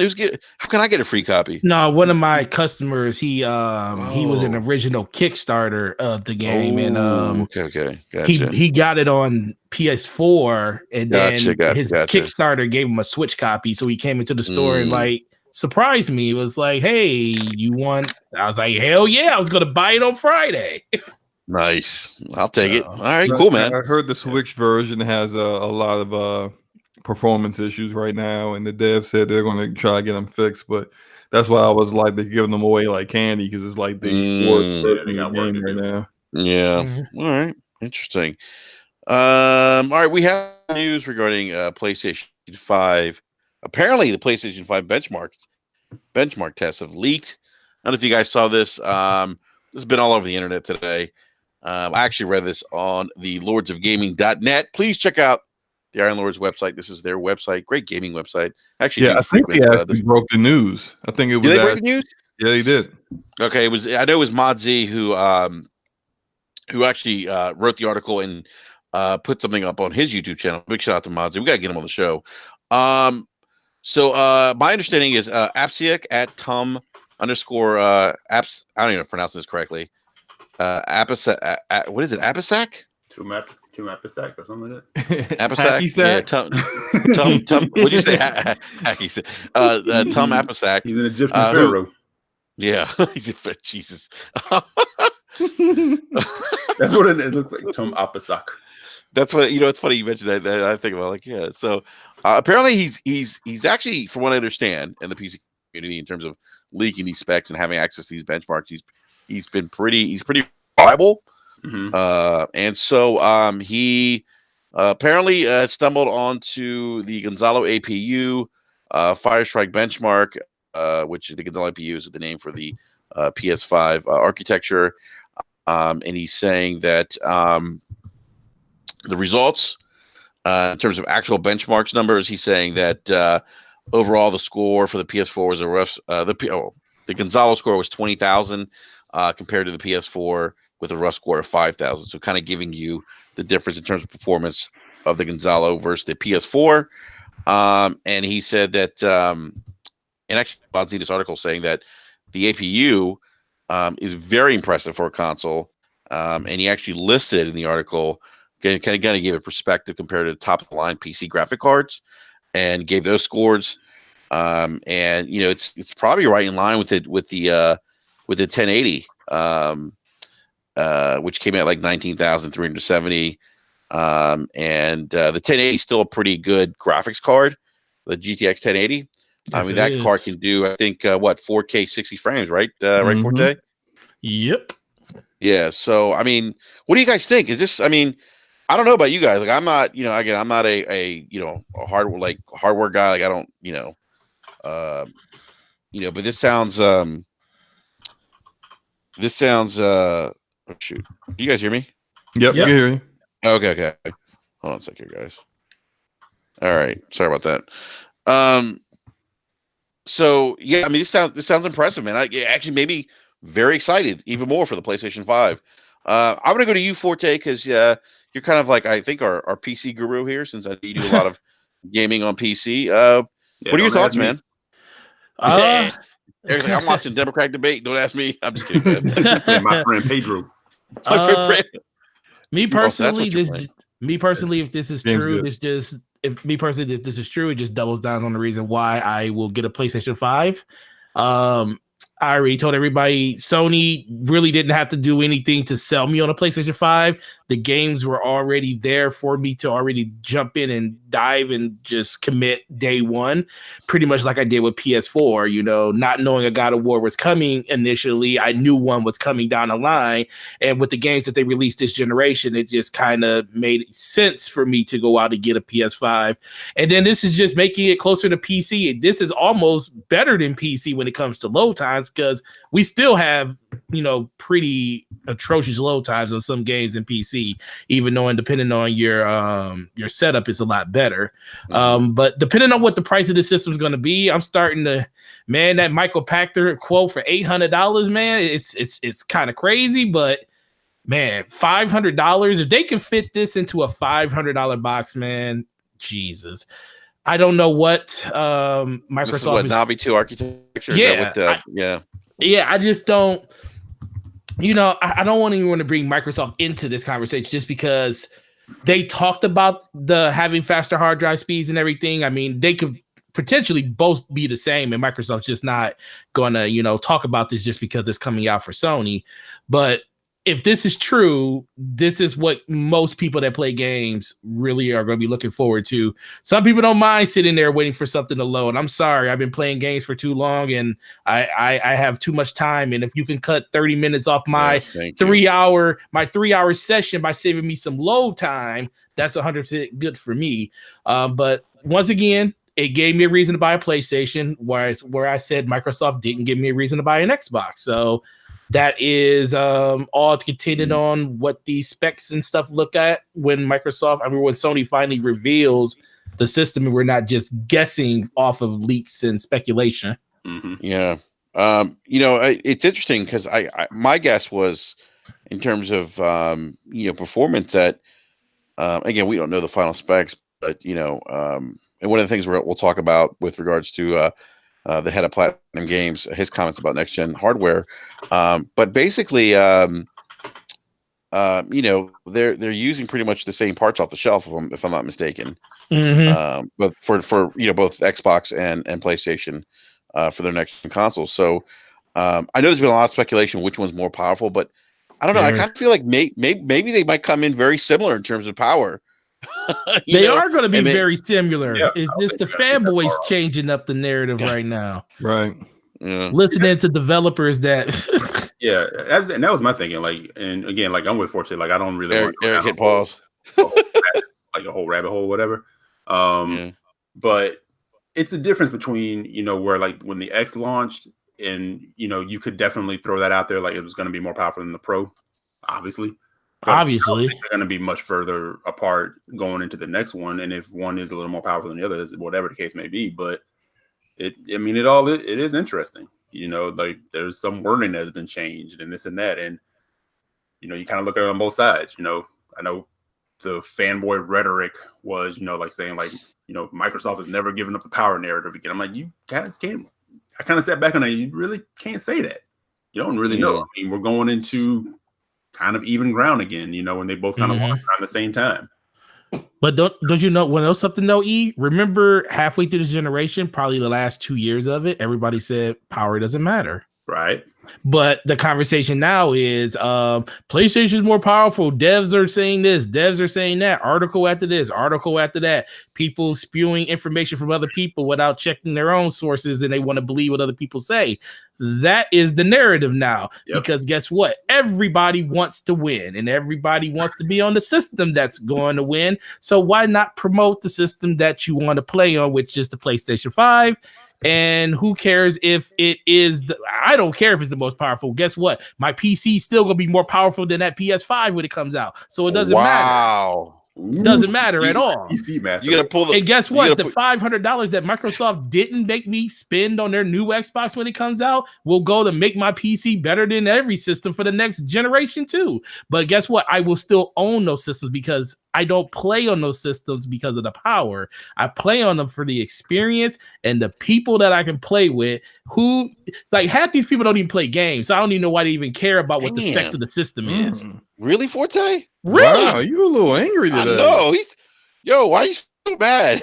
No, because man, people get on my nerves with this whole silly narrative about people talking about how systems, like, you know, I can understand reporting on it and talking about it, but then when you go to Twitter and you want to just start beating down on somebody else, like my system's more stronger than yours, blah blah blah, and I'm like, really, man, dude, you don't even play games. Half your gamer score is either your gamer score or your PSN network name is hidden, so it doesn't matter. Can't even verify what you got going on. Forte, I think Ed Boon said it best earlier this week when he said tweet. that his tweet was like, Project Scarlet is more powerful than PS5. PS5 is more powerful than Project Scarlet. What are you guys talking about? We haven't got the final dev kits yet, so no one knows what they're talking about. Exactly. I will take the words of Ed Boon over any lead editor for Game Informer or Colin Cowherd or whatever his name, Moriarty, whatever his name is. Somebody name a developer of note that has come out and said that the PlayStation 5 is more powerful. Yeah, he said Colin Cowherd, dog. I said Colin Cowherd. I don't know why Colin Cowherd was on my mind, but I don't know why he was on your mind, dude. You've been watching a lot of FS1. a little bit. You've been watching a lot of The Herd. The Herd, yeah, that's the show. The Herd, that's the show. No, but seriously, is there any developer of note that's come out, like a Naughty Dog or something that said that the PlayStation 5 is more powerful than Xbox? They won't do that. No, but that's what I'm saying. So even if it's true, they wouldn't come out and say that. And that's the thing. But you got these developers that look, man. A developer, if Joe Smo was making a game for the PS5 and he just wanted to get his name out there for people to know who his game is, he gonna say some crazy stuff like that. Guess what? Because you want your game to be out there. So that's why half these developers are coming out saying this stuff, because they probably don't have the development kit for the new Xbox. They probably have it for the PlayStation 5, or they have it for both, but they're probably going to be in legions with Sony. So they're going to say, hey, PlayStation 5 is more powerful than Xbox. I guarantee you all these developers that's saying this now has some type of probably deal with Microsoft, with Sony. And you're going to see it when these games come out. Forte, real quick, I want to go to live chat because Distracted by Life wants to know, how often do you upgrade your PC? How often? Yeah. GPU every 3 years, CPU every 5. Okay. I can't believe you pulled the PC Master Race card, man. It's no reason to play on Xbox, right? If it wasn't for Destiny, you are PC Master Racing right now. Yes, I don't care. What is the There's no reason. Slow-mo. Why should I turn on? Why should I turn on my Xbox other than play Destiny? I will give you multiple reasons why I choose to play on the console over PC. No. I'm not saying. Okay, I'm telling you. Tell me why I should turn on my Xbox. I can't tell you that, but you saying there's no reason, flat out, quote unquote, there is no reason to play on give me a Xbox. reason, Slow-mo. Give me your reasons why. If you had a PC that was way better than all your console, what's the reason? My couch is 10 times more comfortable than my computer chair, and I can play right on my couch right now with an Xbox controller in my hand, with a wireless Xbox controller in my hand, and my PC in the other room. Okay. I don't have to have it hooked up to it don't have to be out there in my living room. I can literally run an HDMI cable to my TV from the room, and still sit on my couch. Hey, let me pause this game real quick and say, HDMI I like this cable do you have to run all that? Come on, Forte. My HDMI. Wait, hold on, Peyton. I'm arguing with my brother right now. Like that, you love Jesus. Hey, your daughter's calling fraud on you. See that? Exactly. She's like, Daddy, stop it. Stop this food. Hold on, I'm gonna go to Eric real quick. Eric, what were you gonna say, man? I just said, let me pause this game because I like this Forte energy right now. Oh, you see, you want to play? I told you to play the game. No, I'm not playing the game. I'm just going with it. You said you were playing My Friend Pedro, right? All right, I'm back. Yeah, No, I'm saying I am playing that game. I'm not playing it right now. That game is too. That game is too intense to play and talk at the same time. Oh, it is. Oh, too yeah. Yeah. Back to you, Slow. Say what you were saying. Getting used to as well, but once you get it, oh man, that game's beautiful, man. That game's awesome. Hey, I'm gonna go. Not beautiful in terms of graphics, but just beautiful in the gameplay. Yeah, guys, real quick, I'm gonna go to Lay in the live chat. He says, "I have a feeling if most of the news was saying that Xbox is more powerful, you guys would believe it." I don't know. I mean, I might be inclined to believe it. Maybe. I mean, where there's smoke, there's fire. That's true. Yeah. I mean, but I wouldn't say it's definitive. I mean, you never know. They were both consoles, last console generation before launch were supposed to be about the same in terms of power, and then Sony flipped the switch on Microsoft. No, I could actually honestly say I wouldn't care. Until like later on, and even then, if I don't get both, I know I'm definitely gonna get a PS5 because they have the games that speak to me. And I've said it. B Money has said it. We've said it on this podcast already. I'm not giving Microsoft another dime of money for a console until them games start popping. You don't even have to. Don't even have to. Why do you say that for? You don't. You don't have to, man. Take that $600 and get a better experience. Ooh, like what kind of doubling down on it? Man, dude, man, they ain't give you no like, man. Listen, wow. Unless Microsoft comes out, listen, unless Microsoft comes out with a reason for you to buy an Xbox, meaning a game that is only on Xbox and you can't get it somewhere else, there is no reason to play on Xbox. That ain't happening. Exactly. So there is no reason to get an Xbox. Yes, there. Yeah, here we go. I already gave you a reason. If you don't want to play PC though, why wouldn't you want an Xbox? Say what? Like if you don't want to own a PC, then you would own an Xbox. No. Don't get me wrong. Well, there's no reason to want any system, honestly. It just comes down to your personal preference. Like either there's no reason to buy an Xbox if you have a PC, but if you don't have a PC and you don't want to go through the hassles of getting one, then just get an Xbox. I can understand it. That's personal preference. But for me, I'm just thinking if you're going to spend $600 or $500, whatever this next system is going to cost, and you can get Xbox Game Pass Ultimate, you can literally double dip on. Most people already have X's. If you have an X, why would you want to get an incremental upgrade for double the price? I'll rock with my X. Much, yeah.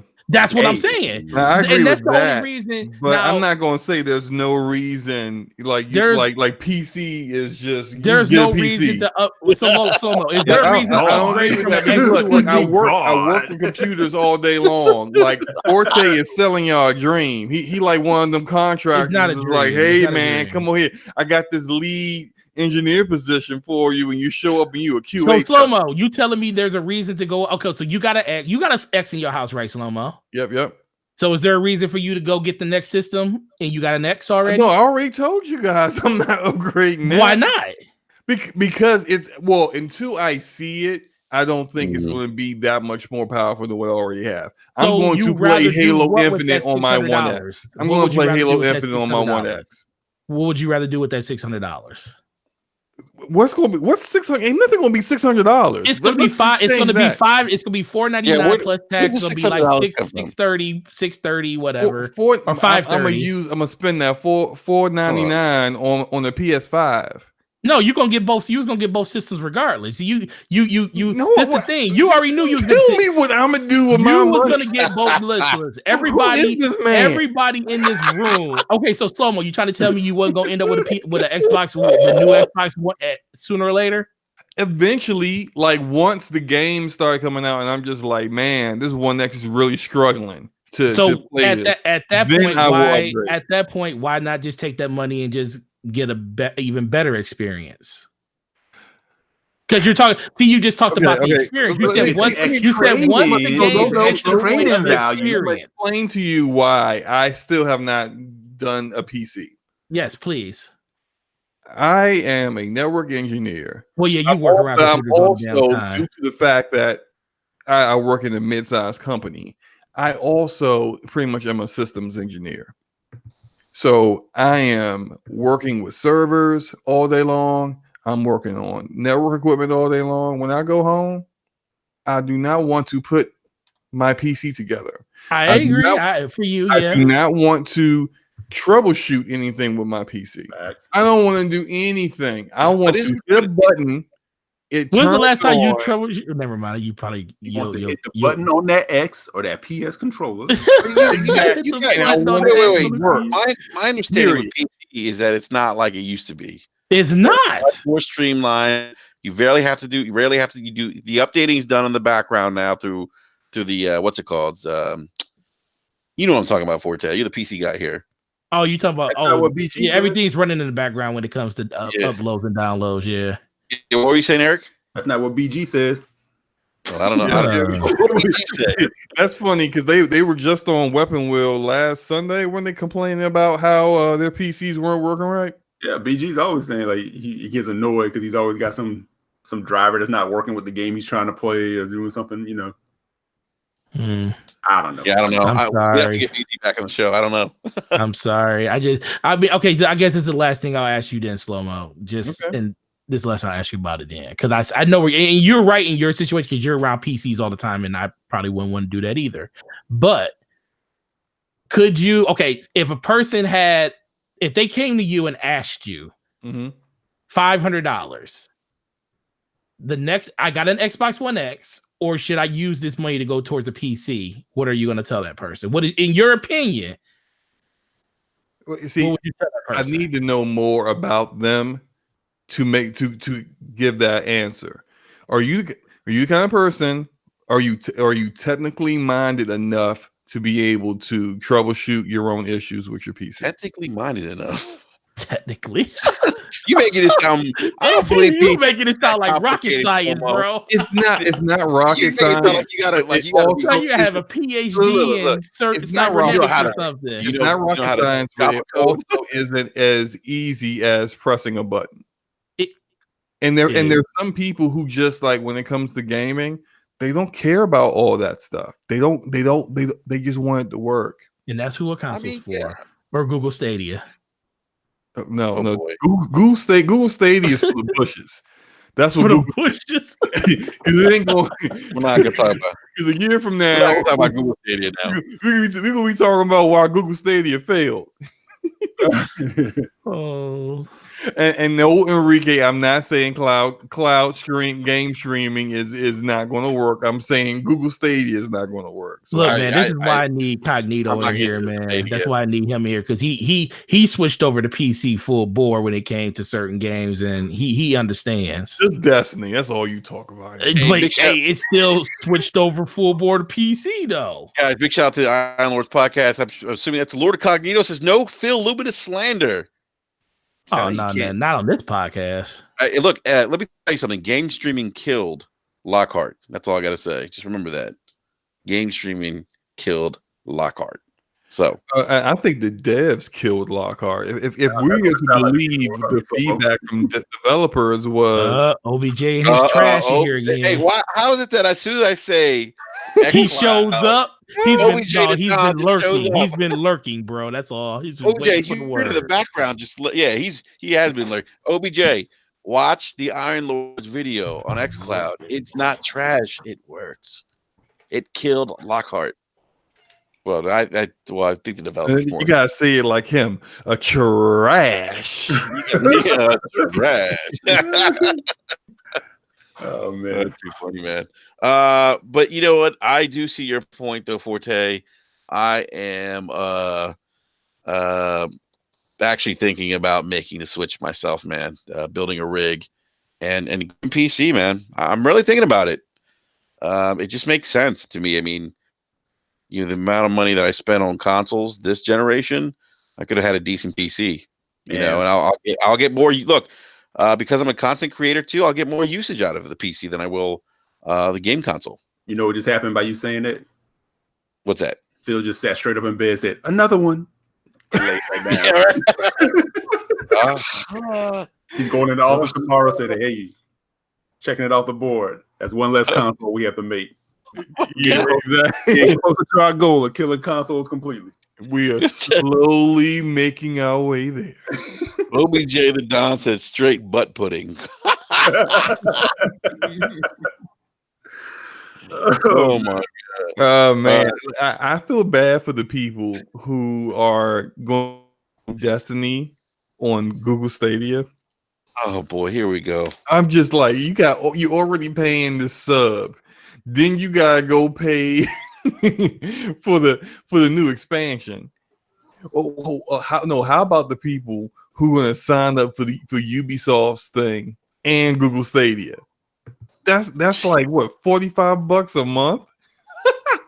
Who's doing that? It's crazy. I was ultimately the Ubisoft deal is actually a pretty good deal though. Because you get all the free DLC and everything. It's not bad. It's not as bad as it initially seemed. I still think it's $15. Like that's the same price as Game Pass Ultimate. Yeah, but you're getting all the Ubisoft games. You're not paying for any DLC, anything like that. You have to be a serious Ubisoft fan to really be. I mean, you have to be playing multiple Ubisoft games a year in order to really get the benefit of that. If you just like The Division, or if you just like Ghost Recon, or you just play For Honor or Siege, it's not enough. $15 a month. And if you just play Siege, all you're really getting out of that is just the content baked in for Siege. It's not enough. You have to be like really invested in the Ubisoft community and their games in order to really get that benefit out of it. And just honestly, I mean, and this is coming from someone who people claim is a Ubisoft fanboy. I don't know enough people. Yeah, I can see that point. Maybe if you're buying a game a year from Ubisoft, maybe it doesn't make sense. I think if you're just buying 2 games a year, it still don't make sense. $15 a year is man, math is hard. What's 15 times 12? He said math is hard. Yo, aren't you in computers, man? Look, man, it is late. I don't feel like doing math right now. Okay, it's a lot of money. It's just like it's a lot of money. All right, we're just gonna leave it at that. It's a lot of money, and if it's just 2 games you play, if you just play The Division and Ghost Recon, it's not enough. That's just not like you need more. I can see that. I mean, they're gonna have a Child of Light in there, a game that everybody should own on like 4 different platforms already. That's true, man. Ireland, the ILP says gated desktop community on Stadia. Ooh, that does suck, man. How that's going down. It kind of sucks. Yeah, that's crazy. It's like everybody can do cross-play. I mean, cross-save, but if you're on Stadia, you're stuck there. And 14, shouldn't they be like the first ones? But oh no, we're open. Like because they're the ones that literally broke the whole news about cross. Yeah, it was on their stage. They cross progression. Yeah, cross progression. They broke it. So why would it not work for their platform? Can't you do cross? You can do cross progression. You can do it everywhere except Stadia. No, I thought you can't do crossplay. Well, you can't do crossplay anywhere. I thought you could do crossplay on Xbox and PC. No. It's not for Destiny. Not for Destiny. That's it. Okay, so I gotta have crossplay at all right now. Crossplay is going to be the thing they're going to throw as the you'll have I got you moment in a year from now. Yes, but you'll have cross progression on the platforms outside of Stadia. Yes. Yeah. That's crazy. Stadia's garbage. It's gonna fail. It is butt pudding. I mean, I guess just because of the whole streaming. Stadia, the only Stadia supporter outside of Greg Miller just gave up. It's over. I can't believe this. Greg Miller is champion as much as he is. Yeah, he's like. Believe he said it was his game of the show was Stadia. I was Stadia. I was like, oh, that means E3 was trash. Google is paying him handsomely for those kind of work. Hey, we want to make an investment and kind of funny. Yeah, man. What? I didn't even know he said that. He did say. Well, he said that his experience with Doom, I think, was cemented that he made a great buying decision. Don't call me this. I need a fraud alert on Greg Miller. Greg, I know. He foogling out there, man. Oh, he is the king of foogles right now. Wow. Yes, yeah. We need to start making Brap Fugel t-shirts, man. Glorious War says, did you guys see the European survey? 70% of gamers are not interested in game streaming. I did not see that survey, my friend. Anyone else on the panel see it? I did not, but I don't really believe in surveys like that.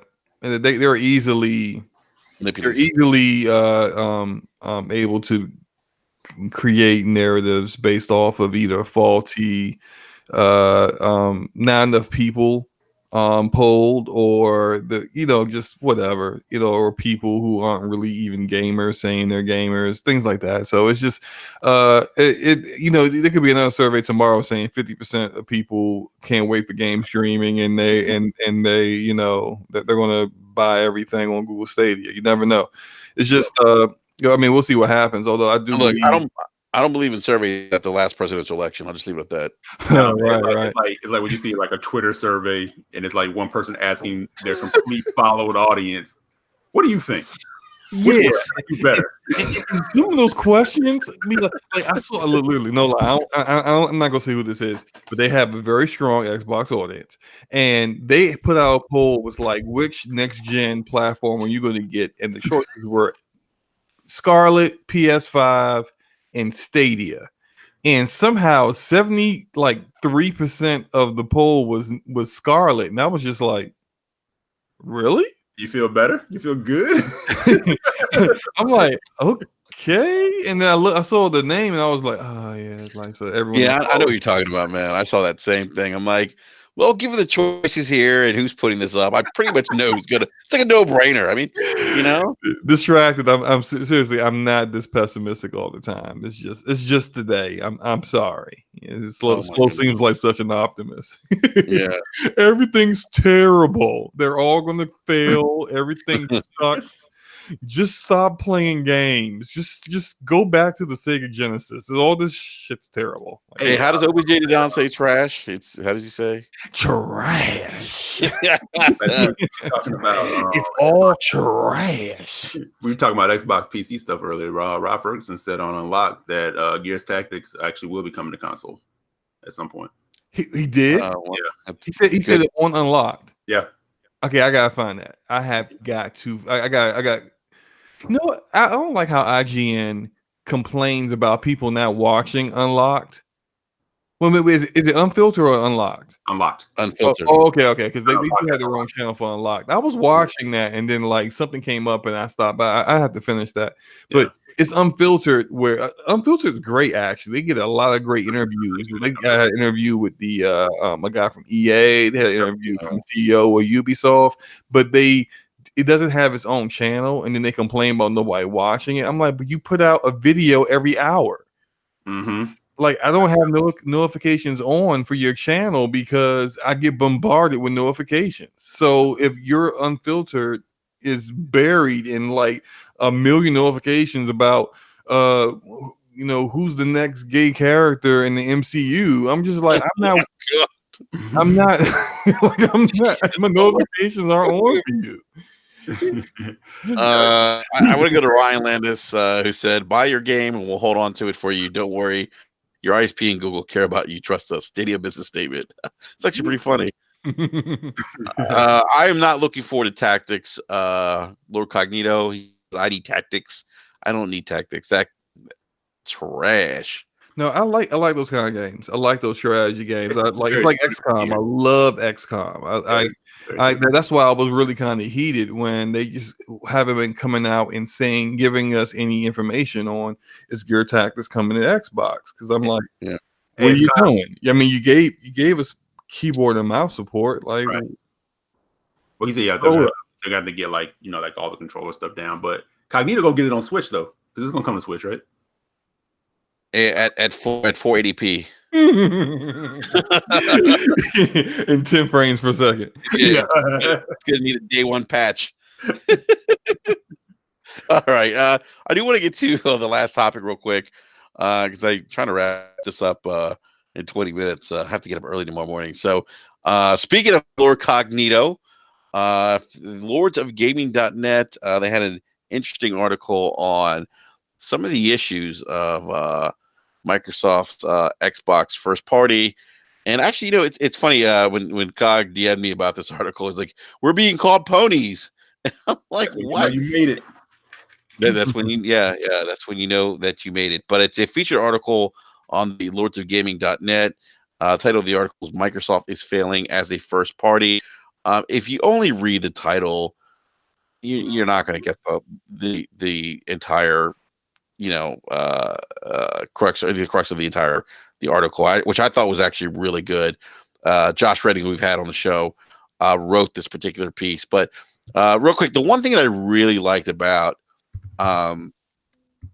what Josh put together here, he actually gave. Now, look, we all talked about the issues with Microsoft Studios, but and what they have. But he talked about, and I think Eric, you mentioned this too, that that someone said to you that their issues with first party just started recently, or some of that effect.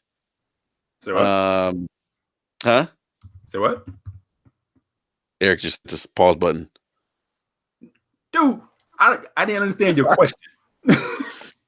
No, we were talking today. You mentioned that someone had said to you that their first party issues with Microsoft just started this console generation, and you were pointing it, and you were saying no, actually it started towards the tail end of the 360. Oh no, just when we were chatting, I said if you really think about it, like that from the OG to the early part of the 360. I mean, they had Sony chasing them in Halo and Gears and everything like that, and then it's like from that middle to the end, they kind of became like all about like multiplayer deals, Call of Duty, stuff like that, and it wasn't like they were really producing. And the only thing they were continuing to produce is like Gears, Judgment, and all stuff like that.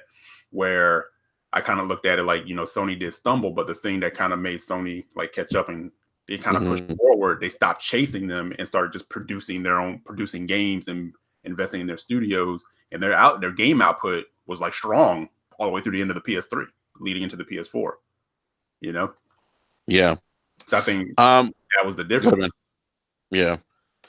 Yeah, and it's interesting. I think the one thing that I really liked about this particular article was that he put a number to it. He kind of put a numerical value to give you an idea of how much publishing has dropped off. And so he says in the Xbox 360 generation, Microsoft first party published 197 games, not including games where they were only a regional publisher. This is over 3 times the 58 games published in the Xbox generation, the OG Xbox generation, which is to be expected given that particular console was new into the console space. Josh goes on to say, however, during the Xbox One generation, Microsoft only published 44 unique titles. That is 22% of the total number of titles published during the previous generation. Yeah. Not only the number. I'm sorry, go ahead, E. No. I didn't mean to cut you off. Go ahead. He says not only the number of titles lower, but so too are the number of titles not related to an active franchise. And he defines active franchises, by the way, I didn't mention this, as games like Halo, Gears, Forza, Ori. He doesn't include Fable. And active franchises are games that have had, I think, multiple sequels. I think State of Decay's in there. But he doesn't include Fable because it's not officially announced. Announced yet. Right. Yeah, exactly. So he's not counting that. But he says, but so too are the number of titles not related to an active franchise. 51% of the titles published by Microsoft on the Xbox One were part of 6 franchises listed at the start of the article, which he mentions Halo. Actually, should list those titles real quick, man, because for context, the current active franchises that he says, the 6: Crackdown, Forza Horizon, Forza Motorsport, Gears of War, Halo, and Killer Instinct. Yeah, and dudes love to throw Forza back at you every time you talk about where the game output. It's got Forza. again. Again. You know, maybe it goes back to Forte's point earlier about the Xbox, huh, Forte? We're not going to talk Forte's about this again. Forte's playing my friend Pedro. Oh, yeah, no, he's got his he went to go get his HDMI cord. What was it? Slow-mo got his HDMI cord, plugged it in. Yeah, his 200-foot HDMI cord. It ain't 200 feet, baby. My Xbox, my room is right next to my wrap room. my HDMI cord around my house 3 times and then plug it in. Oh man. Oh, he's crazy. Forte's got the Guinness Book of World Records for longest HDMI cord. I'm gonna do a room tour one day. Look, I can understand why, I think that was a very honest article, right? And I know very honest. Some people were coming at COG and kind of saying like, well, let's say this gen, but going forward, we're gonna no. I'm kind of tired of seeing dudes throwing out all the studio acquisitions. That's great. They listen. It looks like they're attempting to fix that first party problem.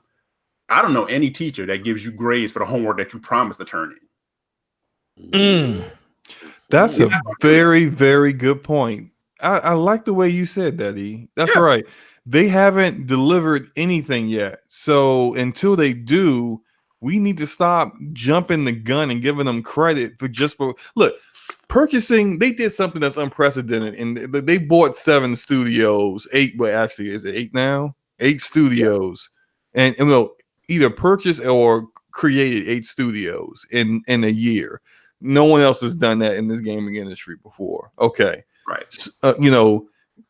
Good job. But that doesn't mean you got games yet. You need to actually deliver there. And look, there's a lot of those studios have good talent. Ninja Theory, Obsidian, and Exile. And some of them, a lot of promise. Yeah, promise. Potential. You know how they say in sports, this guy's got potential. This dude's got immense potential. That's compulsion and Undead Labs. There, they got potential. Hey, they're gonna be your Tom Brady. I like that, Eric. Your 6th round pick. They're gonna turn it around. Watch. Yeah, that's a little much. I know. I kind of. It might be Kirk Cousins until they deliver the games. They're gonna trade them to Stadia. Yeah,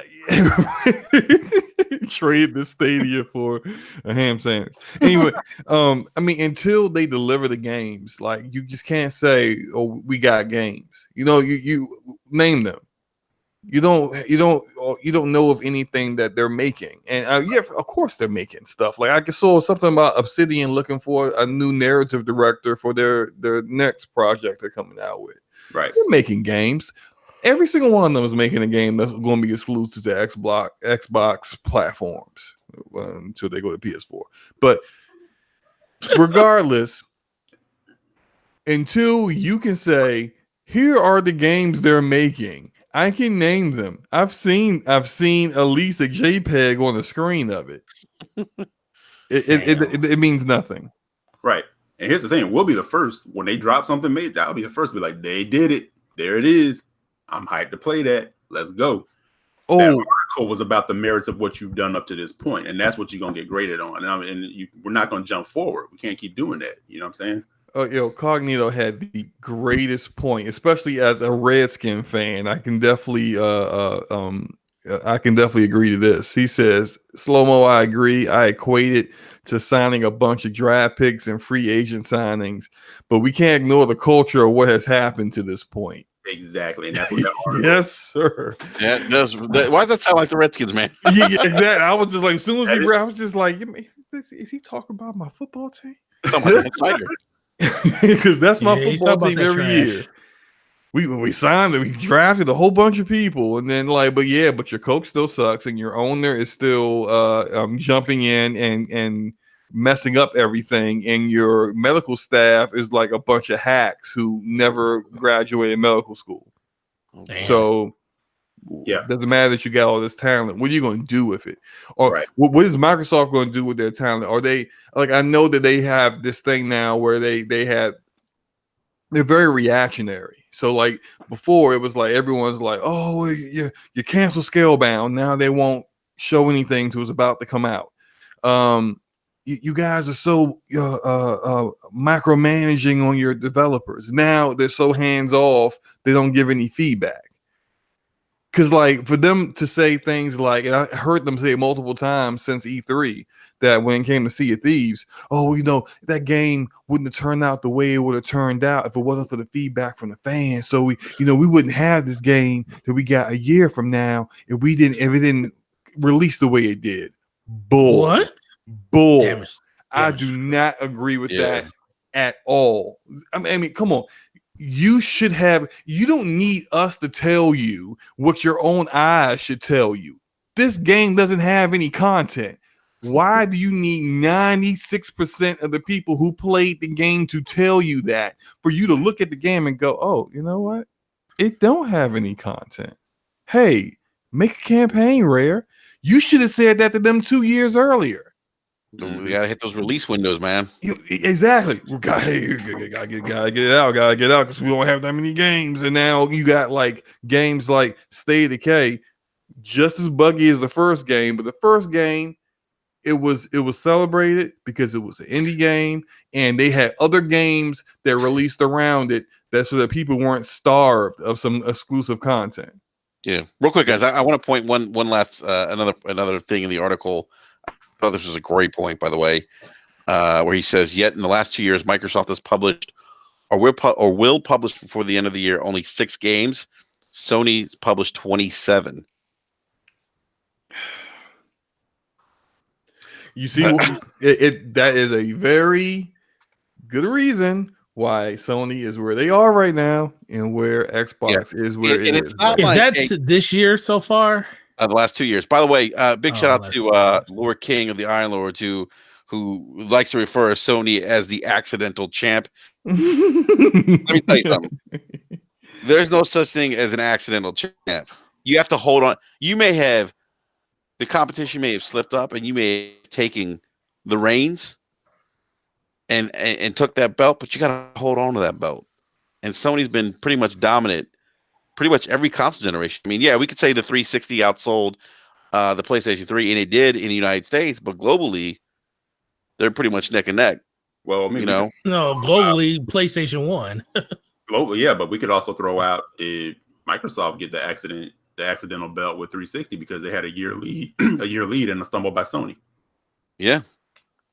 What did you say? What Lord King says facts, Brad. Don't tell King I said this. No, you tell King, because no one cares how you became champ. They just know that you're champ. Except for Tom Brady, who deflates footballs and spies on practices and stuff. Which does not matter at all to any Patriots fan. Trust. Yeah, but at the end of the day, doesn't matter to real fans. Yeah, but at the end of the day, football historians aren't gonna remember the controversy. They're just gonna know this dude is the GOAT. Hey, this is exactly why nobody will crown anybody else except for Jordan. What is that? Rings. Yeah. Rings and everything else. People talk about stats of all these other players. They're like, yeah, but they ain't got them rings. Right. That's how people look at things, man. They look at how you win and what you're giving back. You know what I'm saying? And that's what I said. The article that they put up on lordsofgaming.net it's true, man. It's like I'm looking at all the investment in hardware and everything else I put out this gen, and to me, this gen has been lacking. Yeah. And you can't just wash over that with, well, things are going to get better. We hope things are going to get better. No one hopes that Microsoft turns this around more than me. Right. But at the same time, I can't just say it's already better. I'm not playing Bleeding Edge yet. I'm not playing Fable yet. I'm not even playing Gears 5 yet, and I'm kind of concerned with Gears 5, the fact that they just won't show any campaign whatsoever. Like, I don't understand why. You go listen to Unlock. I still kind of didn't like Rod's answer to that. He said, "Well, we had like the 6-minute window to show blah blah blah, you know, and you only have so much time." It's like, dude, it's the Xbox show. You can exactly. All the other time you put on the other stuff, you could have factored in that Gears. That's your biggest game. Yeah, you showed 2 trailers. That was your decision. Forte showing his Patriots Man Cave sign. Yeah, I've been trying to ignore that because that's just there's something wrong with that. Today when we talked on the phone, I said, I know we make the jokes about wait till E3. Yes, we're gonna wait till next E3, right? But I said eventually you'll be right. Yeah. You keep saying wait till E3. Eventually you're gonna hit one of them. Yeah. Yeah, right. If you say it enough, you might hit it eventually. Right. Ryan Landis said they showed Gears Pop. Yes, they did. They did show gameplay for Gears Pop. I do have to admit that. Who that Don't Call Me Danny knows what Brondo is. Like when we tweet these things, you know, you get people that run up to you. Well, there's so many great games out now. You should just play the game. I'm like, I don't need you to coach me and tell me to play my games. I'm playing my. That does not mean that I don't have something to say about this. Yeah, I don't want to. You can hope all day you want and wish all day you want. Like Cedric Entertainer said, we live by the wish creed. You know, I wish Xbox would. You know? I wish Xbox would release a new IP. Not, I hope. Yeah. I hope. You know, it's like hopes and dreams, whatever. Okay, true. Yeah. You got some nice draft picks. Let's see what they're going to do on the field. But just like real draft picks, you could have some duds, you could have some greats. Yeah, you know, I can't stress enough my concerns with Microsoft's approach with first party, and I've said this on Crossfire. I've said it. I've said it on here multiple times. I said it on Scumcast. I'll say it again. I am concerned with how they are so hands off, and I brought up Sea of Thieves as an example. Sometimes when you have creative people, they need to be guided. Like they may be really creative and have really great ideas, but it's like I said about going full Kojima. Like you don't want to go full Kojima. You don't want to go and they really don't. They've given their studios this creative control, and these previously prior to them being under Microsoft, they've had creative control, but not full creative control. Some of the publishers would have been like, "Hey, look, you're a little crazy with that. You need to rein that in." And probably insinuate some of this gameplay that we know all the gamers like, and then we'll go for it. Like I always bring up God of War and Sony and how Santa Monica had initially showed them the game, and they was like, "Yeah, that's not good enough. We got to do this again. You got to do that again." And then we got what is the game of the year. When you don't actually provide any feedback and you're just say, "Hey, you do you," it's like you're being an absentee parent. You're not stepping in, and it's like you haven't really learned yet the reason why people had a problem with your micromanaging before. Now you're just like, "All right, I'm hands off, do whatever you want." And but see, they don't need that. They need guidance. And when Rare drops a pirate boat simulator in that actual game, you didn't need to hear that from us, that this isn't a game that doesn't have any content. You should have looked at that yourself and should have said, this is not an actual game. That's the game they wanted to make, though, too, from my understanding. Say again? That's the game that Rare wanted to make. Yeah, but see, that's not going to sell. Like, wait. Remember, it topped MPD twice. Even the month that it was at the top. Every time a new update comes out, it's at the top of what's the name? So people playing it. Yeah, every time an update comes out for stuff that should have been in the game. Yeah, but I know games that get updates all the time and don't go up to the top of the chart. I'm not saying the game's not fun for the people that play it. What I'm saying is that the campaign, all the updates, not all of them, like the PvP stuff, that didn't need to be there at launch, but the campaign should have been there at launch. Oh, I agree with that. Yeah, I mean that's information that should have. If there was a campaign, I would have. Not information. I mean, like content that should have been there. You should not launch a game with 3 different fetch quest missions, and that's it. But slow-mo, that's what games of a service is, though. Oh, don't even start with that, man. That's a whole. You know what? We need to talk about that next week. The detriment of games as a service. That's what it is, though. I mean, it's about to creep into single-player games in a minute. Yeah. Ugh. Well, guys, hey, I do want to wrap up the show. I want to shout out our 2 down votes. Those are either from Fugels or Xbox. Right.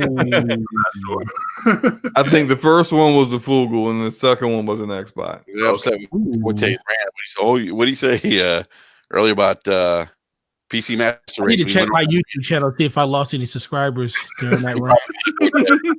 Check. Anyhow, yeah, I do want to wrap up the show, guys, because I gotta get up early tomorrow morning. But great show, guys. Everyone in the live chat, thank you guys for stopping by. Great live chat as always. Remember, hit that like button, subscribe if you haven't. Well, hey, we'll be back next Wednesday at 9 p.m. Eastern Standard Time. And you never know, there could be a rant or two dropping depending on what's going on in the gaming community or gaming related news. But big shout out to Slow-Mo. Slow-Mo, man, you got to plug your channel, bro.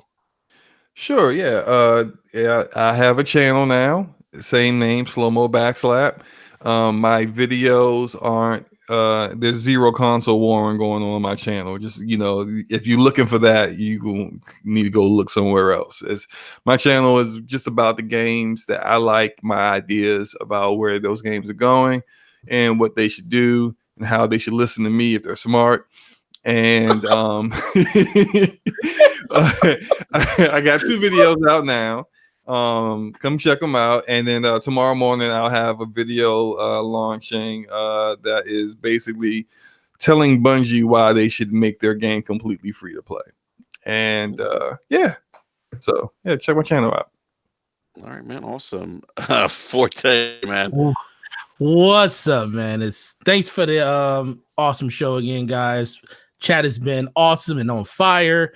You can catch me at Gaming Forte at YouTube, Twitter, and all of those other great places. And since Slow-Mo doesn't want to make his channel about console wars, I'm going to make him a special banner that's going to have him backslapping a select amount of systems off of a table on the screen.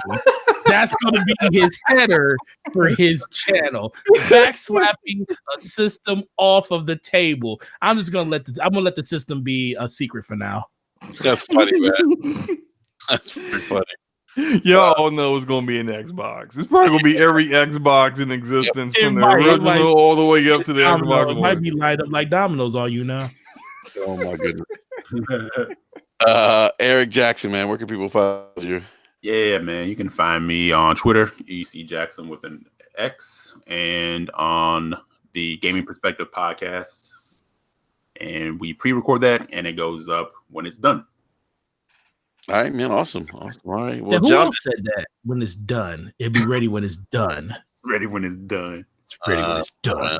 I heard that recently. Who did say that recently? Yeah, as I'm saying, I heard that recently. It'll be ready when it's done. Who said that? So like tweet one day. They'll be ready. Be ready when it's done. All right, everyone. Was that CG Project Red? Something like that. That was last year, though. No. It was someone else who said that. Yeah. I don't know. All right, guys. Hey, everyone, again, thanks everyone in the live chat. Please check out the lordsofgaming.net, by the way. Great article. That's where you can find the Microsoft is failing as a first party. You can definitely find that article there at the lordsofgaming.net. So on that note, we're out, everyone. We'll see you next week. Please, everyone, enjoy the rest of the week. Have a great gaming weekend. Peace. IOP. That's all we got.